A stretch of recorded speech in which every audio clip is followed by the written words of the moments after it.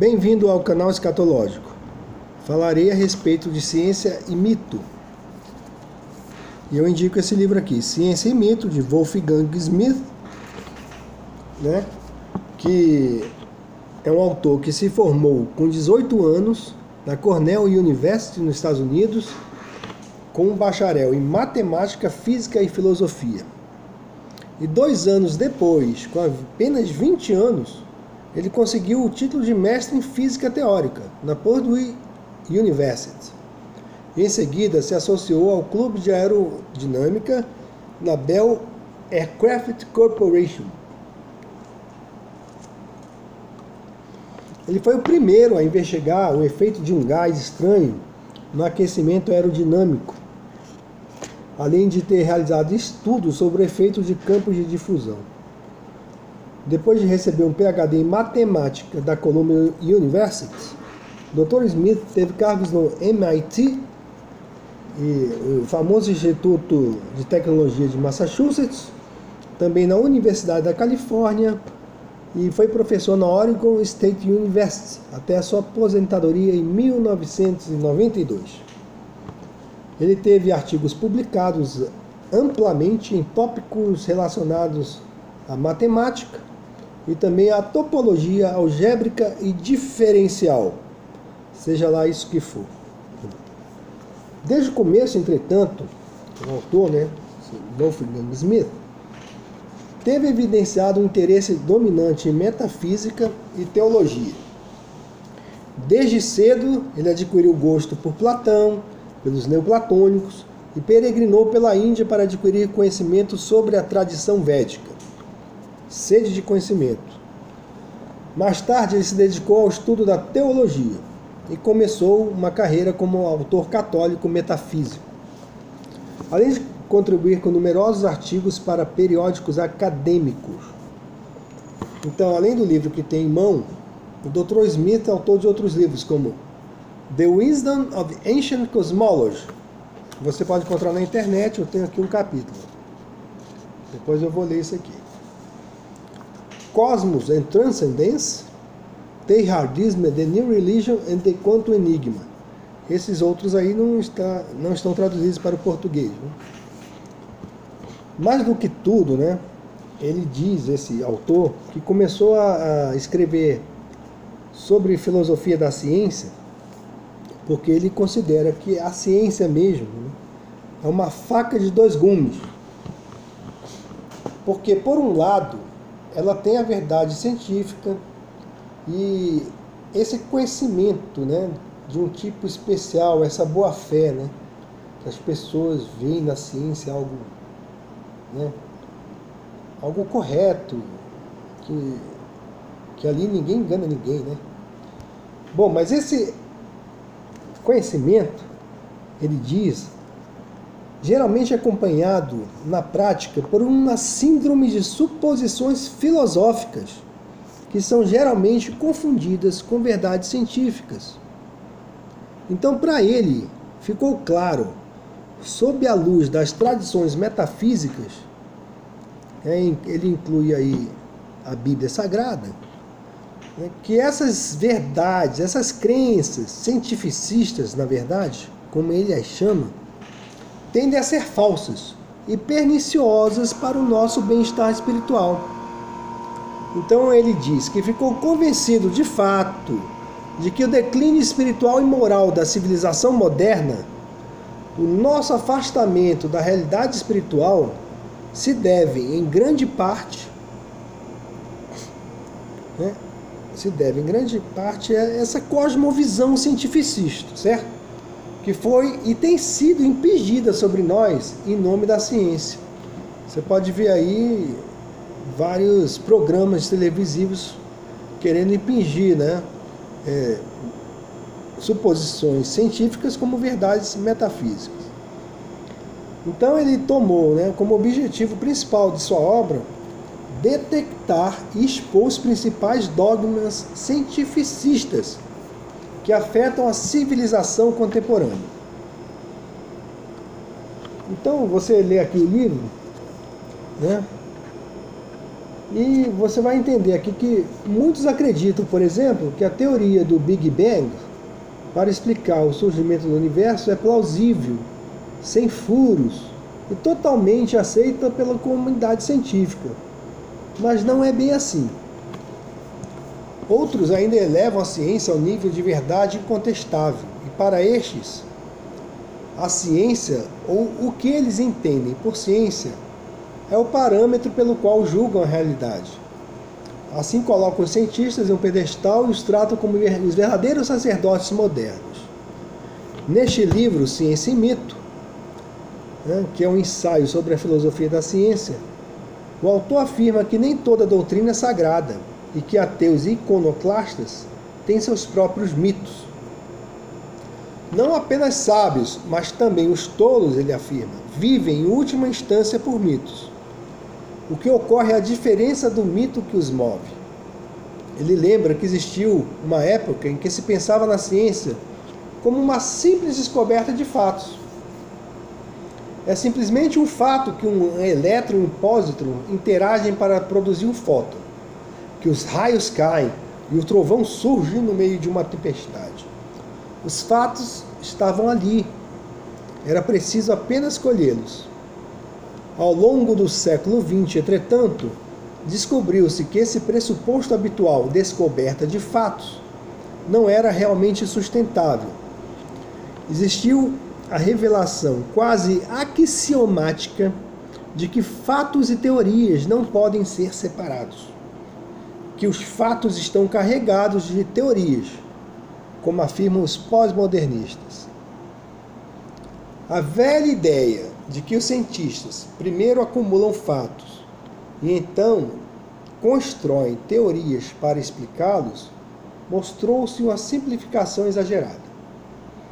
Um exemplo citado pelo autor é o da descoberta levada a efeito por um tal Joseph Priestley, que em 1774 aqueceu o óxido vermelho de mercúrio e coletou um gás que hoje é chamado de oxigênio. Será que ele de fato descobriu o oxigênio? Bom, para Priestley, o que ele havia encontrado foi o ar deflogistigado. Bom, flogisto era um elemento hoje considerado inexistente, mas tido na imaginação científica da época como um fluido que, quando liberado, produzia combustão. Mas, para a descoberta do oxigênio, algo mais era necessário, além de um frasco de gás. Você sabe o que é? Adivinhou. Uma teoria, em função da qual esse gás podia ser interpretado ou identificado. E foi apenas anos depois que Lavoisier construiu, essa tal teoria. E aí foi descoberto, que o oxigênio, ou a sua existência, a existência de oxigênio, foi descoberto e foi possível esse elemento se tornar um fato científico estabelecido. Na verdade, afirma o autor, a ciência está repleta de muitas suposições e poucos fatos. Por exemplo, supõe-se que, por não existir na concepção científica atual matéria suficiente no universo para gerar o que se denomina campos gravitacionais bastante fortes para explicar a formação e a persistência das galáxias, o que a ciência moderna faz, então, para preservar o modelo vigente contra o que pode invalidá-lo, esse modelo do Big Bang, Simples. Quando não existe matéria suficiente para, no universo, explicar o surgimento das galáxias, é só introduzir o conceito de matéria escura, que por alguma razão, também surgida da imaginação científica, não interage com os campos eletromagnéticos. E por isso ela tem uma característica interessante, pessoal. É invisível. Pouco importa que jamais tenha sido detectada a mais mínima partícula de matéria escura. Para os partidários da teoria do Big Bang, como ele afirma, a existência de galáxias é prova suficiente. Na verdade, isso tudo, esse arcabouço mitológico criado pela ciência, carece daquilo que o autor chama de mito sagrado, uma vez que a verdade científica, levada ao ponto da mitologia, transmuda-se, transforma-se, ela se transforma em um antimito, porque pretende absolutizar o que é relativo. A ciência passa então a ser uma pseudo-metafísica. O autor afirma que aquilo que é sagrado por natureza, isto é, a própria ideia de Deus, deve prevalecer sobre o mito da ciência, que se opõe categoricamente a qualquer mito cosmogônico de proveniência sagrada. A ciência se opõe aos Vedas, ao Gênesis e a qualquer outro mito de tradição sagrada. Embora na concepção da ciência, na sua concepção de mundo, a ciência reclama e insiste em formular teoremas, hipóteses e ideias carregadas de dogmas de fé. Por exemplo, Carl Sagan falava, naquele Cosmos, o universo é tudo que existiu, que existe ou que existirá. Isso é um dogma, gente. Um dogma de fé. É uma profissão de fé. Não há nada de científico nisso aí que ele disse. Bom, mas o autor menciona claramente que o mito darwinista, já tratamos disso em outro vídeo sobre Darwin, sim, ele também expõe o darwinismo como farsa. Ele também cita Michael Behe, viu? Naquele outro livro lá, ele cita aquele livro lá, A Caixa Preta de Darwin, The Darwin Black Box. Então ele expõe o darwinismo como farsa. E ele, por exemplo, expressa o credo azúrico, que o darwinismo expressa o credo azúrico, formulado na Bhagavad Gita, que diz que o mundo está isento de verdade, desprovido de uma base moral e carente de um Deus. Sua origem é a união entre macho e fêmea, e a luxúria é a sua única causa. O que mais?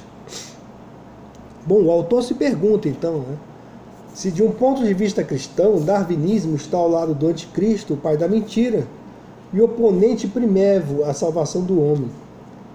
E afirma que não estamos lidando simplesmente com crenças ou especulações de mortais falíveis. Mas ele afirma que lidamos com algo muito maior e superior. E cita o apóstolo Paulo, que em Efésios 6,12, afirma que a nossa luta não é contra o sangue e a carne, e sim contra os principados e potestades, contra os dominadores deste mundo tenebroso, contra as forças espirituais do mal nas regiões celestes. E por fim ele fala assim, segue-se que um indivíduo que esteja fora dos confins das tradições sagradas tem pouca chance de sair ileso desse embate, esse embate espiritual. Não importa o quanto sejamos eruditos ou mesmo brilhantes, nossa situação será então, na melhor das hipóteses, precária, muito mais perigosa, em verdade, do que imaginaríamos normalmente. Tornar-se vítima do mito azúrico não é nenhuma brincadeira.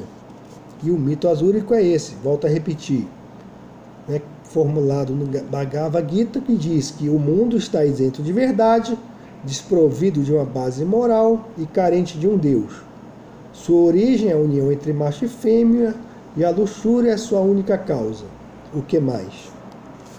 Então, sugiro a leitura desse livro, e que vocês pesquisem sobre o autor e sobre esse tema, ciência e mito. Não substituam a palavra de Deus por dogmas humanos. Fica a dica.